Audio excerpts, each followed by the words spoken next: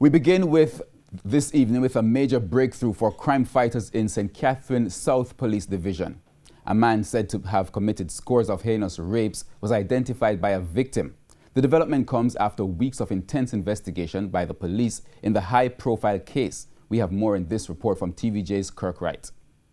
The suspected serial rapist that has been attacking women in Portmore St. Catherine was positively pointed out today during an identification parade.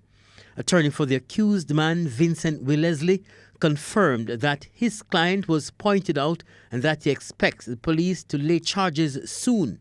The complainant today told investigators that on May 8, about 2 in the morning, the accused serial rapist entered her house in Portmore. During the invasion, she said she was attacked and stabbed 5 times. The woman, who was hospitalized for her injuries, is still recovering. Mr. Wellesley says his client denies the allegations. The suspected serial rapist was picked up last week during a manhunt by the Greater Portmore Police and the Major Investigation Division, MID.